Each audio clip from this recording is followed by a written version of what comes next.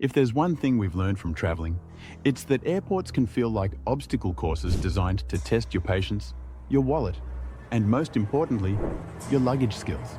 From overstuffed suitcases to sneaky airline fees, what you don't know can actually cost you big time. One of the biggest worries when you check in your suitcase is this: will it actually make it to your destination untouched? While airlines want you to believe their baggage system is foolproof, the reality is that theft from checked luggage does happen. But here's a clever trick to make your suitcase far less appealing to sticky fingers. Use a simple luggage strap or even brightly colored duct tape to seal your bag. Why does this work? Because thieves, just like everyone else, go for the easiest target. If your suitcase looks like it takes extra effort to open, they'll move on to the one next to it. You can also add inexpensive zip ties through the zippers. Security can cut them if they need to check your bag, but anyone else trying to tamper with it will instantly leave evidence. You know those paper bag tags airlines stick on your checked luggage? They're not just flimsy, they're potential trouble. If the barcode smudges or tears, your bag basically loses its identity, making it an easy grab for a thief. Or it might decide to take its own vacation to a completely different city. That's why seasoned travelers use a personal luggage tag with their contact info. Even better, slip a digital tracker like an AirTag inside your bag. That way, when the airline says, "We're still locating your luggage," you can politely respond, "Well, according to my phone, it's sitting in Terminal B next to a coffee shop." Nothing shuts down airline excuses faster than technology. Now let's talk about something you probably never thought twice about: your suitcase wheels. 4 spinner wheels look sleek, but here's the dirty secret: they steal space from the inside. That's right, you lose storage capacity for the sake of gliding your bag like it's on ice. 2-wheeled suitcases, on the other hand, often give you more room inside. Plus, they're sturdier on rough ground. Because let's be real, airport floors are clean, but the cobblestones outside your budget hotel? Not so much. So next time you're shopping for luggage, remember, smooth rolling might come at the cost of one less pair of shoes. And honestly, that's a tough choice. Shoes are important. And here's the part airlines don't want you to know. The less space you have in your suitcase, the more likely you are to check an extra bag or pay for overweight fees. More spinner wheels for you means more profit for them. Now let's talk about that dreaded luggage scale moment. You know, the one where you're sweating bullets because your bag might be half a kilogram over the limit. Airlines don't just care about weight for safety reasons, a lot of it is about profit. Every extra checked bag fee or overweight charge is part of a multi-billion-dollar revenue stream. Here's the thing. Your bag doesn't actually cost them that much more in fuel. What costs you is the fee they slap on for being over 23 kilograms. And if you think 23 kilograms is a random number, it's not. It's been strategically set to maximize how many people just barely go over. That means you. But don't worry, because one hack to outsmart this system is to use a digital luggage scale at home. It might cost you less than one airport sandwich, but it saves you from a $100 fee at the counter. And trust me, an airport sandwich is already overpriced enough. Another hack airlines won't tell you about: duty-free shopping bags. If you buy something at duty-free, you're allowed to carry it on board in addition to your normal carry-on and personal item.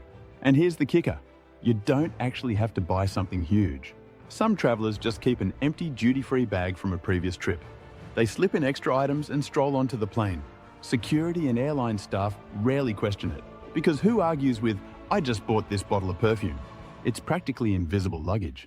Another way to bring extra stuff without technically bringing extra stuff. No, I'm not talking about breaking rules, I'm talking about what you wear. The smartest move? Put on your thickest sweater and your heaviest, bulkiest shoes before you even step on the plane. Those 2 items alone can free up a massive amount of space in your suitcase. Suddenly, that extra room means you don't have to leave behind your favorite outfits. But here's the catch. Don't go overboard and try to layer on 100 shirts at once. Not only will security look at you like you're smuggling a small clothing store, but you'll also risk sweating so much that you'll need a shower before boarding. Trust me, being the human onion is not a good airport look. Have you ever noticed that sometimes, right before boarding, the airline staff announces, "We're offering complimentary gate checks for your carry-on bag"? Sounds like a favor, right?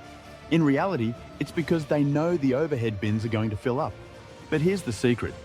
If you take this offer, you can sometimes get your bag checked for free, even if it technically exceeded the carry-on limit. This can save you from a checked luggage fee at the counter. The key is timing. You don't volunteer at the gate too early. Wait until they're practically begging for volunteers. That's when you swoop in and win. And here's an extra hack. If you are wearing your bulkiest sweater and heaviest shoes to save space, this is the perfect moment to slip those layers back into your carry-on before handing it over. You'll breeze onto the plane lighter and your bag will still fly for free. And if you think that's genius, wait until you hear about the pillow hack. Some travelers use an empty pillowcase, stuff it with clothes, and carry it on like a normal pillow.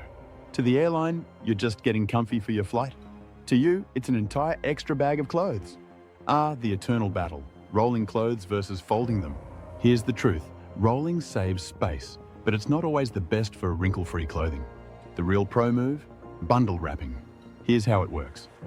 Instead of folding or rolling each piece individually, you lay out your largest items, like jackets or dresses, flat on the bottom, with the ends hanging over the sides of your suitcase.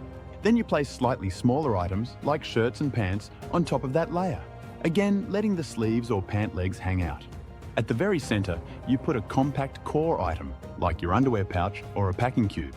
Finally, you fold all those loose ends inward, one layer at a time, wrapping everything tightly around that core. The result? You've built a neat clothing bundle that keeps your outfits together, minimizes wrinkles, and saves surprising amounts of space. But if you want the easiest method, roll your softer items like t-shirts and workout clothes, and fold structured items like jackets and button-ups. It's the hybrid approach. And if you thought this was common sense, well, why are so many people still sitting on their suitcases praying the zipper doesn't explode? Okay, packing cubes might look like one of those travel gimmicks Instagram influencers push, but trust me, they're game changers. Not only do they keep you organized, but they also compress clothes, giving you more space. And when security randomly opens your suitcase, instead of your underwear flying everywhere, you look like a professional traveler who has their life together. Plus, here's a bonus. Use one cube as your hotel drawer. Instead of unpacking everything, just place the cube inside a drawer. Boom, you're settled in seconds. And when you're leaving, zip it back up. It's so efficient you'll wonder why you ever dug through a chaotic pile of clothes before. Here's the thing nobody tells you. Overpacking doesn't just cost you money, it can also cost you comfort. Every unnecessary item you cram into your bag makes it harder to carry, harder to zip, and harder to manage through the airport. And if you've ever sprinted through a terminal with a 50-pound bag, you know what I mean. The trick is to pack for versatility. Neutral colors, mix and match outfits, and items that serve multiple purposes. That scarf? It's also a blanket. That hoodie? It doubles as a pillow.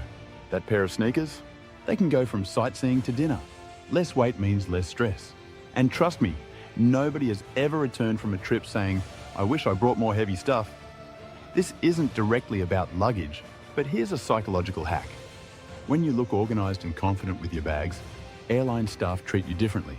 If you're juggling 3 open tote bags, a broken zipper, and a backpack that looks like it survived a zombie apocalypse, no one is upgrading you.